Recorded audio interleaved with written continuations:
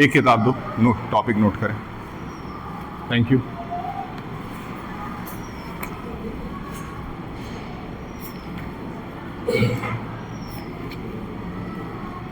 Okay, nice. Note it down. Making of the Indian Constitution. Making of the Indian Constitution. This one is lecture 3. Lecture 3. The making of the Indian Constitution.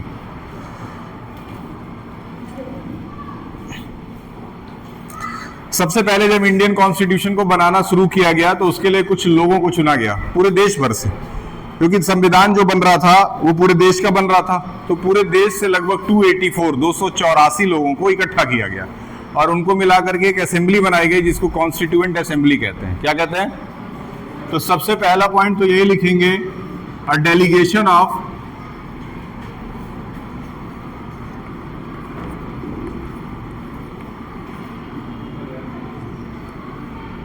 284 peoples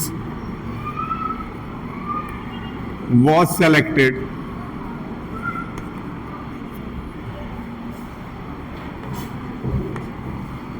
and assembled into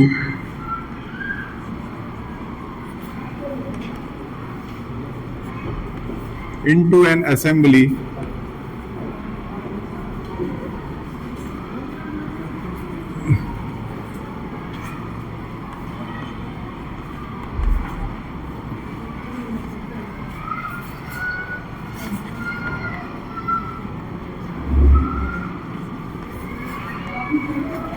ठीक है, assembled into an assembly called constituent assembly।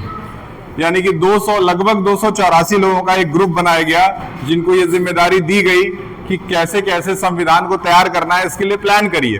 ठीक है, अब भैया जहां भी एक group बनता है वहां ग्रुप का कोई ना कोई तो लीडर होता है ही, तो इसीलिए ड्राफ्टिंग कमेटी का जो चेयरमैन है वो भीमराव अंबेडकर को बनाया गया। Bhimrao Ambedkar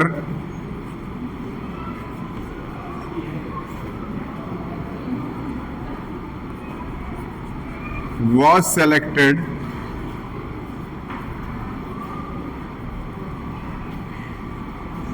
as the chairman of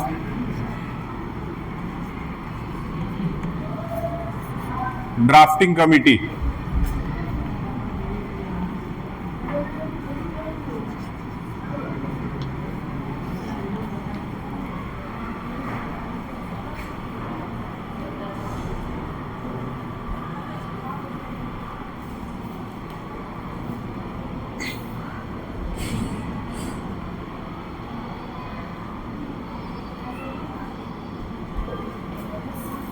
ठीक, as far back as 1928 Motilal Nehru and 8 other Congress leaders. लिखिए तीसरा point, Motilal Nehru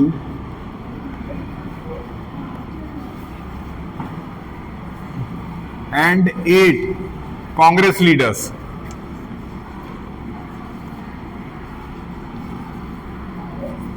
in 1928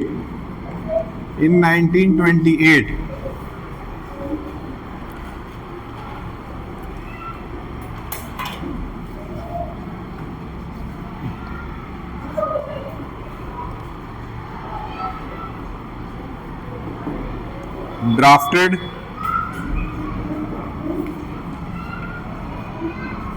constitution for India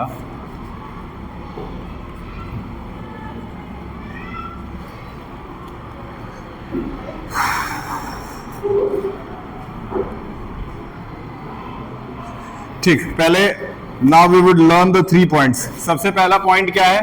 सबसे पहला पॉइंट बताएं कि 284 के लगभग आसपास के लोगों को लेकर के एक असेंबली बनाई गई जिसका नाम क्या था? Constituent assembly. उसके बाद अगला पॉइंट क्या बताएं, भीमराव अंबेडकर का ड्राफ्टिंग, भीमराव अंबेडकर को ड्राफ्टिंग कमेटी का क्या चुना गया? संविधान बनाने की शुरुआत 1928 में ही कर दी गई थी। 1928 में ही संविधान बनाने की शुरुआत कर दी गई थी। किसने शुरुआत की थी? क्या नाम है? नाम ना याद रखिएगा। 1928 में ही हैज स्टार्टेड फ्रेमिंग, लेकिन उस समय तक हम लोगों के पास ब्रिटिशर्स से ये ऑफिशियल परमिशन नहीं था कि हम लोग इसको ड्राफ्ट कर सकें। वो परमिशन हम लोगों को मिला है बाद में।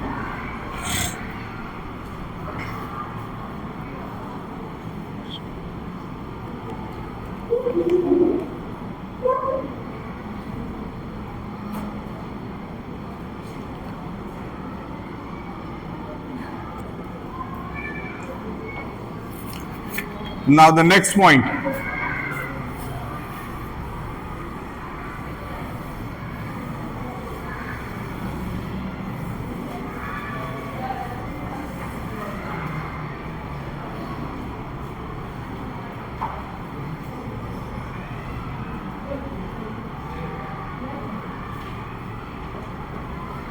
देखिए, the drafting. Next point is very important. The drafting of the document called Constitution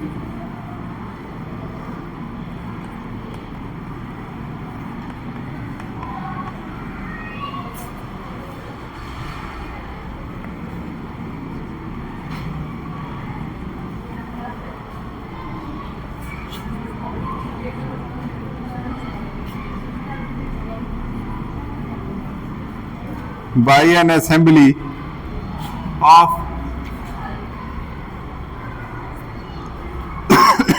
representative.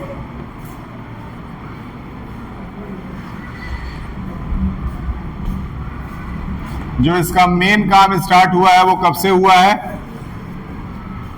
जो मेन ड्राफ्टिंग कमेटी का काम स्टार्ट हुआ है वो कब से हुआ है? 1946 से। 1946 से इसको बनाने में 2 साल 11 महीना और 18 दिन का समय लगा है।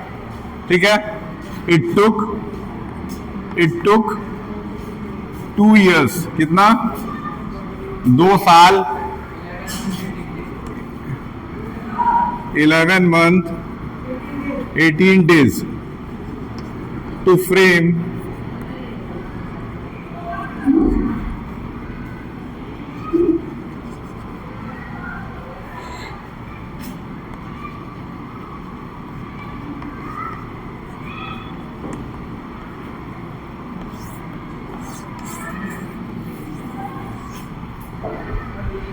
The whole constitution. 2 साल 11 महीने 18 दिन के अंदर इस काम को पूरी तरीके से करके खत्म करने का बेड़ा उठाया गया था।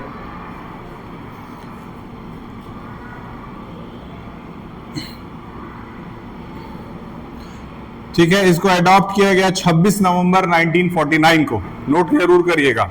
इट वॉज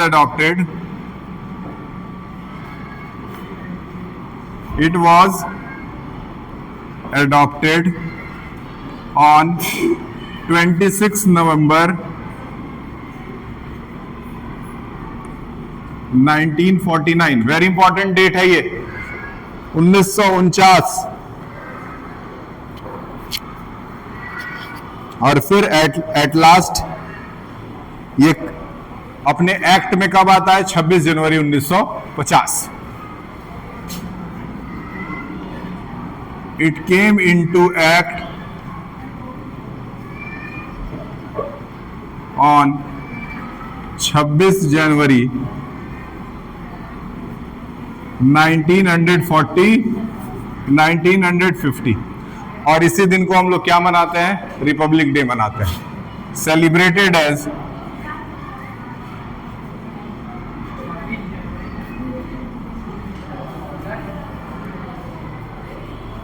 क्या हुआ?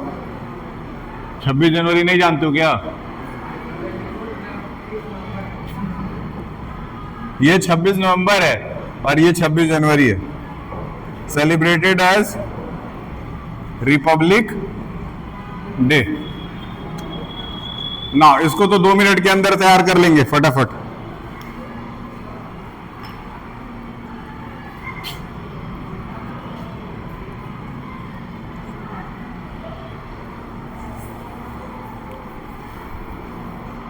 नाउ सी,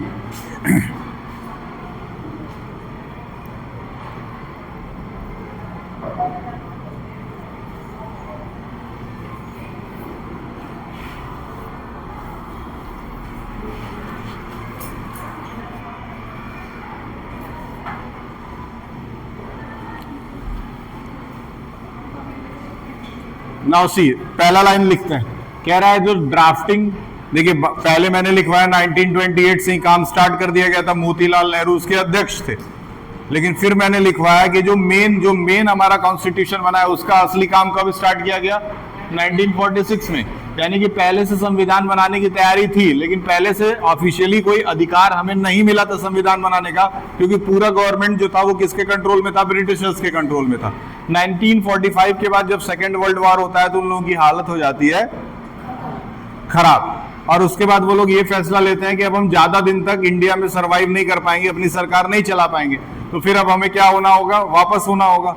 अब उसके बाद से जाकर के 1946 में ये काम स्टार्ट होता है। 1946 में जब ये काम स्टार्ट होता है तो वहां से इसको 2 साल 11 महीना 18 दिन का समय लगता है, और फाइनली जब ये बन के तैयार हो जाता है तो 26 नवंबर को 1949 को इसको एडॉप्ट कर लिया जाता है। एडॉप्ट करने का मतलब स्वीकारा जाता है कि हाँ यही हमारे देश का संविधान होगा। लेकिन 26 नवंबर 1949 और 26 जनवरी 1950 इन दोनों में लगभग 2 से 2.5 महीने का अंतर है, 2 महीने का अंतर है अप्रॉक्स, ठीक है। तो 2 महीने के बाद फाइनली इसको क्या किया जाता है, एक्ट में ला दिया जाता है। 26 नवंबर 1949 और 26 जनवरी 1950 में 2 महीने का अंतर है कि नहीं, है ना। मतलब अडॉप्ट करने के 2 महीने बाद इसको लागू कर दिया गया। इस तरीके से हमारा कॉन्स्टिट्यूशन बना। और एक लाइन मैंने बहुत इंपॉर्टेंट लिखवाया है, जो ड्राफ्टिंग कमेटी के चेयरमैन थे वो कौन थे, भीमराव अंबेडकर थे। ये सारी चीजें आप लोगों को, जो देखिए बात ये है कि हम कोशिश ये करेंगे, कोशिश ये करते हैं एसएसटी पढ़ाते समय कि जैसे ये आपका एक पेज है, ये एक पेज है, अब आप इसको घर में पढ़ने बैठेंगे तो कभी जीवन में समझ में नहीं आएगा, ठीक है। अकेले बैठेंगे कुछ नहीं आएगा, लेकिन आप जब मेरा लिखवाया हुआ 5 लाइन पढ़ेंगे तो वो समझ में आएगा। तो मतलब इस पेज के बदले वो 5 लाइन पढ़ लीजिए। इस पेज को, इस पूरे पेज को मैंने 5 लाइन में कन्वर्ट करके दिया, छोटा कर दिया वही चीज। अब उसको पढ़ना आसान है। तो जिन बच्चों को इंटरेस्ट है वो पढ़ लेंगे, जिन बच्चों को अभी एसएसटी में इंटरेस्ट नहीं है कोई बात नहीं, वो टेक्नोलॉजी सीख लो, कोई दिक्कत नहीं है। टेक्निकल चीजों में ध्यान लगाओ। कोई जरूरी नहीं है कि क्लास में जितने सब्जेक्ट्स पढ़ाए जाते हैं वो सब में मन लगे। मुझे मन नहीं लगता था हिंदी में, मैं नहीं पढ़ता था ध्यान से। मुझे इंग्लिश में मन नहीं लगता था, मैं नहीं पढ़ता था। लेकिन मेरा फिजिक्स में मन लगता था, हम फिजिक्स में बहुत सेंसिटिवली एक्टिव रहते थे।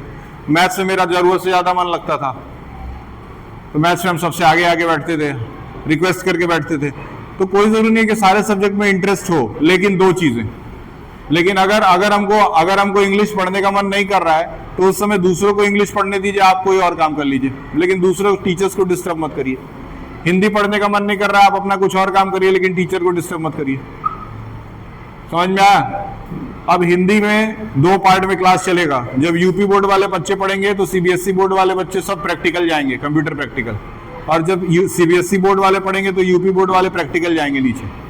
तो इस तरह से आप लोगों को 3 दिन एक्स्ट्रा प्रैक्टिकल करने का मौका मिलेगा और 3 दिन हिंदी पढ़ने का मौका मिलेगा। क्योंकि हिंदी में बहुत ज़्यादा कोर्स नहीं है तो उसके कोर्स को 50% कर दिए। 50% आप प्रैक्टिकल कर लीजिए कंप्यूटर में जा करके। यूपी बोर्ड वाले भी प्रैक्टिकल जा सकते हैं, उसके लिए कोई रोक टोक नहीं है। वहाँ जाइएगा, वहाँ एक टीचर रहेंगे, वो केयर करेंगे। बाकी लोग जो हिंदी जिनको पढ़ना है वो यहाँ बैठ के हिंदी पढ़ेंगे। तो एक दिन सीबीएसई और एक दिन यूपी बोर्ड, इस तरह से बांट के 3-3 दिन दोनों चलेगा। और 3 दिन आपका क्या मिलेगा, आपको 3 दिन क्या मिलेगा, कंप्यूटर प्रैक्टिकल मिलेगा। ठीक है, इससे बेटर है। कम से कम यूपी बोर्ड को पढ़ाया जाता है तो सीबीएसई वाले क्या ही करते हैं, चुपचाप बैठे रहते हैं। चुपचाप बैठने का मतलब एक दूसरे को डिस्टर्ब करेंगे। तो इससे बढ़िया आप नीचे चले जाइए और प्रैक्टिकल कर लीजिए। इतना नोट कर लीजिएगा, यही आज का लेक्चर है। फिर नेक्स्ट लेक्चर में आगे बढ़ेंगे।